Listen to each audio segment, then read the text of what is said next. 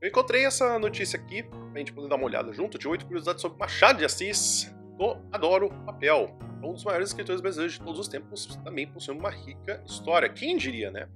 O mistério envolvendo Bentinho, Capitu e Escobar no celebrado livro Dom Casmurro ainda é motivo de debates mesmo mais de 120 anos após sua publicação. Cara, eu já...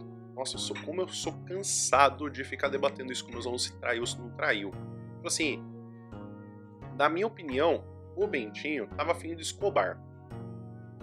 Não é que era Capitu também de Escobar, eu tenho essa outra ideia de influência do meu professor da faculdade, tipo assim, cara, que papinho, é tipo assim...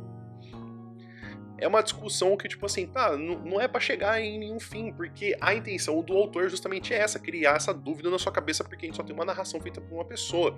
E o pior é que ainda ficaram falando pro Machado que deveria ter o ponto de vista da Capitu, mas não é que eu acho que não deveria ter, mas é como você tentar criar uma história que tira o mistério dela. Então eu acho que não faria sentido. Bom, enfim. Esse é apenas um dos motivos que fez Machado de Assis ser considerado por muitos estudiosos como o maior nome da literatura brasileira em todos os tempos. Mas acredito, sua vida foi tão interessante quanto suas histórias. Tá, quem tá escrevendo, tá. Por isso, separamos 8 curiosidades sobre o autor para você se encantar ainda mais com sua vida e obra. Vamos lá. O bruxo. Não tem como não olhar pra essa palavra e não achar engraçado, já imaginou? O Machado de Assis chegando de patinete com Juliette. Um dos apelidos de Machado de Assis era Bruxo do Cosme Velho. A alcunha foi dada por vizinhos depois de ele supostamente ter queimado cartas em um caldeirão dentro de sua residência, que ficava justamente na rua Cosme Velho, na zona sul do Rio de Janeiro. A fama aumentou ainda mais depois que o poeta Carlos Drummond de Andrade escreveu a poesia A um Bruxo com Amor, dedicado ao escritor. Bonitinho. O Carlos Drummond de Andrade escreveu para muitos outros escritores também. Fundador da ABL. Há quem diga que ele não trouxe a ideia da ABL, né? Que foi... Caraca, cara. Era... a Júlia Lopes de Almeida que trouxe a ideia da Academia Brasileira, o jeito que era para ser construído, e ela foi deixada de lado. Mas a gente tem ele como fundador, né? Tanto é que a Júlia Lopes de Almeida nem pôde pegar a vaga que foi prometida a ela, e eles seguiram uma tradição meio francesa de que tipo, só podia homens, e aí depois de muito tempo que a Raquel de Queiroz que pôde entrar.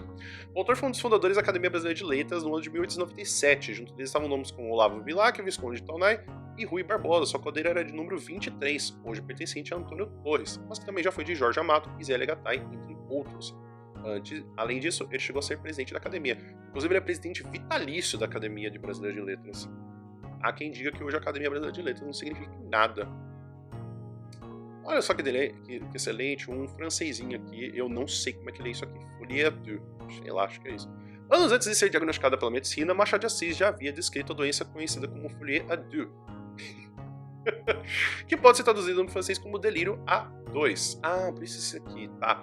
Em seu livro, Anjo Rafael. Mais do que isso, ele também escreveu a cura para a doença. No livro, ele apresenta a separação física dos dois personagens que estavam tendo a doença como forma de curá-la, e esse tratamento é usado até hoje por médicos. Olha só. Incrível. Esse eu achei da hora. Imaginou criar uma cura pra doença que você nem sabia que existia? Fenômeno do xadrez. Em 1880, ocorreu o primeiro campeonato de xadrez no Brasil. Machado de Assis não só disputou, como acabou ficando em terceiro lugar. Caramba!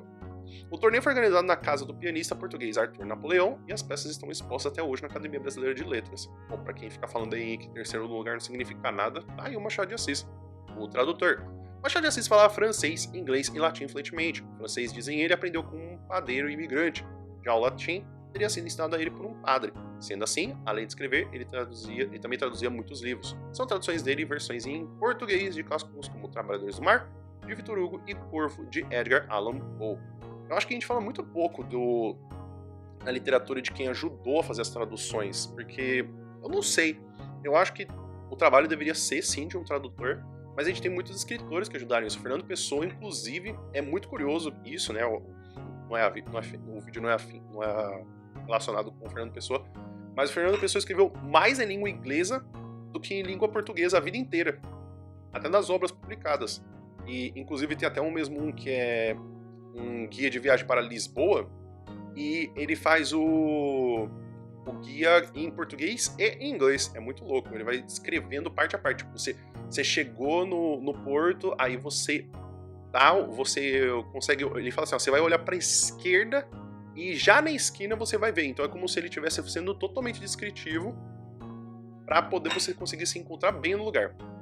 Família de escravos. O autor nasceu em uma chácara no Morro do Livramento, no Rio de Janeiro, casa onde seu avô foi escravo e que pertencia ao militar Bento Barroso Pereira, que ocupou o cargo de ministro da Guerra de 1824 a 1828, além de ter sido batizada pela esposa do militar Maria José de Mendonça Barroso.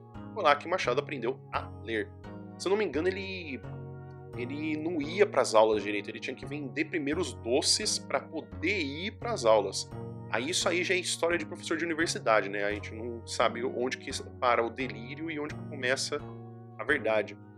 Ótimo nas letras, péssimo na caligrafia. Apesar de dominar a língua portuguesa como poucos, Machado de Assis tinha uma letra horrível, descrita como garrancho, tanto que ele mesmo muitas vezes tinha dificuldade de entender as próprias anotações. Dizem que você ter uma letra feia, né?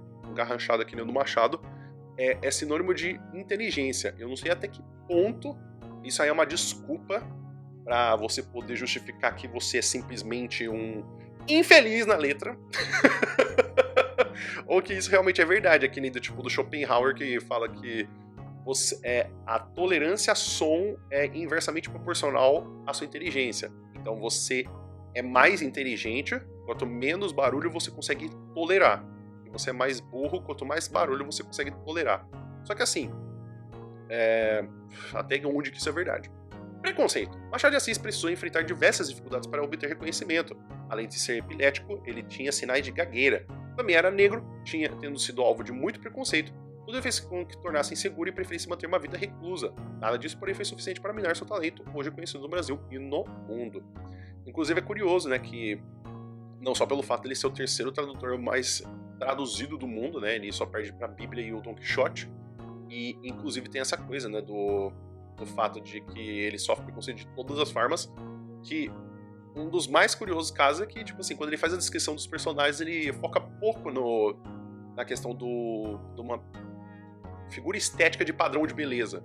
Ele sempre coloca algum defeito, alguma coisa que chama mais atenção do que o resto do corpo, porque, por exemplo, a Capitu a gente só tem a questão dos olhos, e que dizia-se até mesmo que a Capitu nem era tudo isso, é gente que traz essa imagem um pouco mais bela. E outra, de que, por exemplo, quando eu estudei, eu não tinha essa imagem do Machado de Assis negro. Eu tinha o Machado de Assis na minha cabeça como branco. Essa imagem aqui, ela é nova, ela não é uma imagem que sempre foi dita. Então tem gente que até hoje acha que, por exemplo, o Machado de Assis é branco. Assim, não.